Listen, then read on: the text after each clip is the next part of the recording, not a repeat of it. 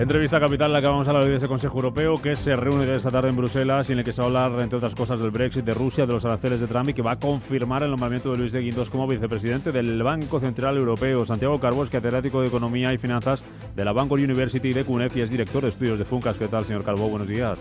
Hola, muy buenos días, Rubén. Banco Central Europeo, por empezar por ahí, aunque ahora hablemos del Consejo Europeo, que no sé si va a estar más presionado después de lo que ha hecho la FED en Estados Unidos. Bueno, sí, evidentemente el entorno monetario de todo el mundo apunta hacia subidas de tipo de interés, hacia una retirada de los estímulos monetarios que se implantaron ya hace 10 años. Y bueno, se han ido implantando desde hace 10 años, pero bueno, también hay ciertas diferencias. Al final no olvidemos que la eurozona es un grupo de países en el que hay diferencias importantes en lo que es la estructura económica, en lo que puede ser la colocación de su deuda, que a mí me preocupa, ¿no? Porque no olvidemos que al final el Banco Central Europeo está ayudando mucho, está manteniendo mucho lo que es el nivel de colocación de la deuda pública, etcétera, y eso no se puede retirar tan rápidamente, ¿no? Es decir, que podría haber consecuencias no deseadas, algo que en Estados Unidos no parece que sea el mismo caso, ¿no? Entonces aquí tendremos que llevar otro ritmo. Estados Unidos también ha crecido ya desde hace 8 o 9 años, la eurozona realmente son los 2 o 3 últimos años cuando se ha recuperado, pero bueno, evidentemente todo apunta a que empezaremos a seguir esa senda, pero a nuestro ritmo. ¿Cuándo se atreverá a dar el paso de subir los tipos de interés? Pues es difícil de decir, todo el mundo está esperando que haya una señal clara o incluso se produzca la primera subida a final de año, ¿no? Yo aún tengo mis dudas si será este año o ya será el año que viene, ¿no? Porque bueno, yo creo que se va a esperar un poco a ver cómo si se sostiene, ¿no? el crecimiento que en este momento muestra la eurozona, si es generalizado, si no hay problemas. Yo creo que la cautela siempre ha sido, lo he dicho desde luego los últimos 8 o 10 años, desde luego ha sido así. La cautela ha sido, podríamos decir, el criterio principal, ¿no?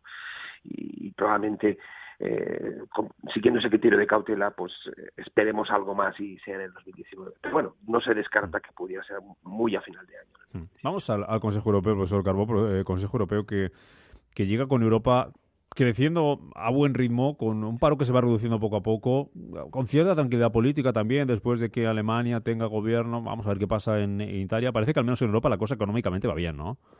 Sí, Europa ha entrado una senda de crecimiento generalizado, porque es cierto que en España llevamos 3 o 4 años, pero otros países no estaban creciendo al mismo ritmo, o Italia estaba como más rezagada y ahora Italia también se ha incorporado, ¿no?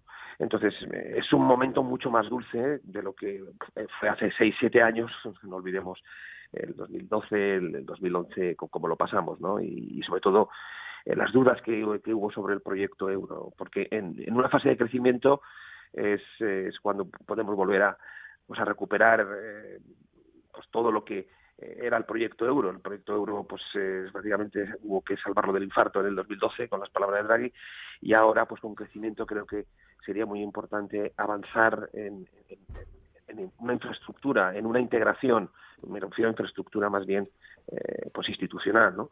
O una integración mayor para que la siguiente crisis no nos pille con una situación en la que algunos países tengan un apoyo que estuviera por confirmar, sino ya tener una estructura que permitiera tener, bueno, pues un país tiene un problema, habrá esto que le ayudará y por tanto no habrá duda sobre el proyecto euro. Se va a hablar en ese Consejo Europeo de la relación con Rusia, se va a hablar del Brexit con ese nuevo acuerdo, ese periodo de transición de 2 años, se va a hablar también de los aranceles de Trump, de cómo pueden afectar a la economía. ¿Qué peso puede tener todo esto en la economía europea? Bueno, el Brexit lo está teniendo. El Brexit lo tiene ya desde hace 2 años, o bueno, casi 2 años, cuando se produjo el referéndum. El Brexit es el gran hito de la agenda europea para los próximos años, como ya lo lleva siendo 2 años, porque es una economía muy importante en Europa. Las últimas noticias apuntan a que, aunque vaya a ser lo que algunos dicen un Brexit duro, en el sentido que no quieren estar dentro de la Unión Aduanera o formar parte del mercado único, pero bueno, sí que parece que se están buscando soluciones para que los impactos sean menos duros, ¿no? Pero esa sí que es una gran parte de la agenda de los próximos años. Y bueno, lógicamente la relación con Rusia ha sido difícil desde hace tiempo. Vamos a ver si esto es solamente otra vez una tormenta en un vaso de agua o supone otra vez una escalada importante como fue la anexión de Crimea o como fue hace 10 años cuando también se produjo el asesinato de aquel espía ruso, ¿no? Está por ver aún, porque yo creo que los países no quieren enzarzarse en este momento tampoco en una escalada sin más. Y los aranceles, pues vamos a ver, Trump ha hecho muchos anuncios, pero a veces a la hora de poner la letra pequeña, pues empiezan con excepciones, o se retrae, o etcétera, y desde luego una guerra comercial es algo absolutamente nada deseado, ¿no? Me parece hasta ahora que muchos de los anuncios son cara a la galería de Estados Unidos, porque luego no se terminan de materializar tan claramente en la realidad, y así queremos que sea, no digo que no, pero evidentemente si estas medidas arancelarias que dice la administración Trump sí que se confirman, sí que formaría parte de la agenda esta que he comentado yo, ¿no? Se añadiría al Brexit y sí que podría marcar mucho el futuro y sería negativo, evidentemente. Barreras al comercio es menos crecimiento seguro. Profesor Carbó, hablando de esa relación entre Europa y Estados Unidos, lo del impuestazo a las tecnológicas, ¿lo ves? Bueno, lógicamente Europa también ve una capacidad recaudatoria importante en unas empresas que saben moverse muy bien entre diferentes países para aligerar su estructura fiscal, ¿no? y no sé qué consecuencias puede tener. Evidentemente, si se ha propuesto algo así es porque se habrá observado que el nivel del nivel impositivo, el porcentaje impositivo que pagan no es el adecuado, ¿no? Y ven ahí una capacidad que pueda ser importante y también como imagen diciendo, bueno, estas empresas tan fuertes, pues al menos contribuyen al bienestar de la sociedad. Lo entiendo que es por ahí, porque al final este tipo de grandes empresas que por supuesto nos dan cosas buenas, nos facilitan el bienestar, nos gusta mucho, pues lógicamente, hacer consultas o tener las redes sociales o toda la información que nos dan, pero bueno, no queremos que tengan ni posiciones monopolísticas, que es una de las cosas que Europa siempre está luchando, ni por supuesto pues escurran el bulto del pago de impuestos, ¿no? Y entonces Europa, entiendo que está intentando atajar esta sensación de que paga menos impuestos de los que deben. Una cuestión más, profesor Carbó. Uno de los asuntos de los que no se va a hablar hoy de manera explícita, pero los que debe avanzar más pronto que tarde Europa, es la unión bancaria. Esta semana, en una entrevista a varios medios europeos que recogía aquí en España el diario Expansión, el ministro de Economía francés decía que si llegamos a 2019 sin avances en la unión bancaria, hablaba también de la integración del euro y en la convergencia fiscal, decía, será difícil explicar a la gente qué votar. Queda pendiente también avanzar en el Fondo de Garantía de Depósitos y en las fusiones transfronterizas entre bancos, que se habló mucho de ello, pero la cosa está bastante parada, parece.